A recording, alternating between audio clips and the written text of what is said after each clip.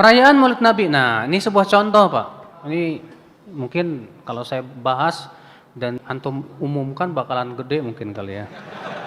Dan saya bakalan dibully habis-habisan tapi nggak masalah. Harus dibahas. Perayaan Maulid Nabi. Kita tidak mengingkari Maulid, Pak. Maulid itu artinya kelahiran Rasulullah. Justru kita gembira dengan adanya Maulid. Setiap mukmin wajib gembira dengan kelahiran Rasulullah SAW. Cuma yang jadi masalah adalah perayaannya ini, Pak. Apakah gembira dengan kelahiran Rasulullah SAW itu setiap hari dengan mengamalkan sunnah Rasul? Ataukah dengan bikin acara-acara, ritual-ritual tertentu di situ?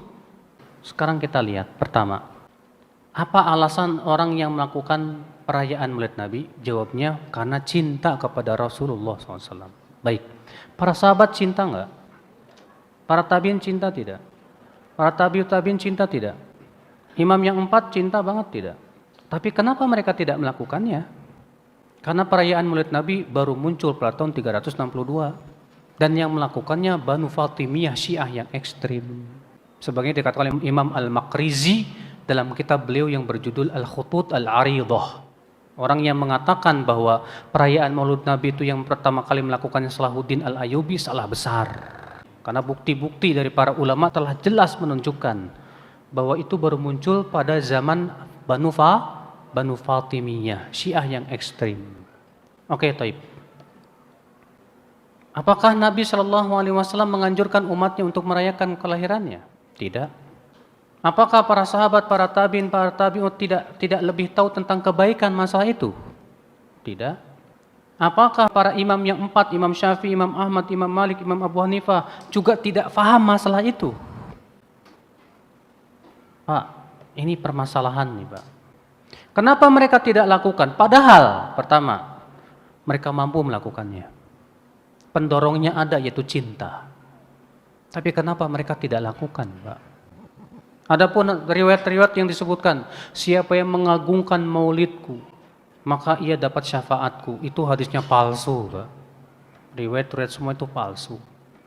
Maka dari itulah, Pak, kalau saya memandang bahwa perayaan seperti ini, ya, termasuk bab khilafiyah bukan ijtihadiyah. Saya memandangnya begitu. Khilafiyah, betul khilafiyahnya. Tapi ijtihadiyahnya, saya tidak memandang itu termasuk ijtihad yang diperbolehkan. Kenapa? Karena sama sekali ternyata sahabat, tabi'in, tabi'ut tabi'in, imam yang 4 pun tidak merayakannya sama sekali. Padahal mereka lebih semangat kepada kebaikan.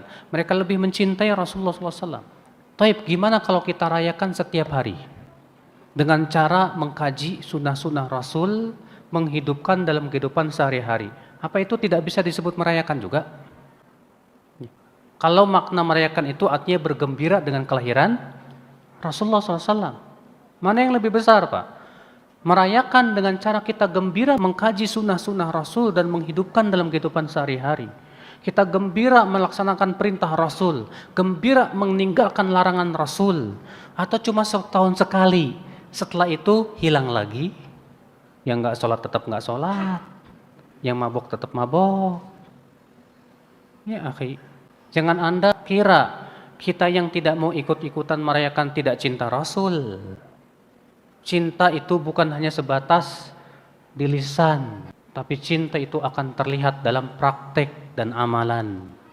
Allah mengatakan dalam surat Ali Imran ayat 31, "Qul in kuntum tuhibbunallaha fattabi'uni yuhibbukumullah wa yaghfir lakum dzunubakum."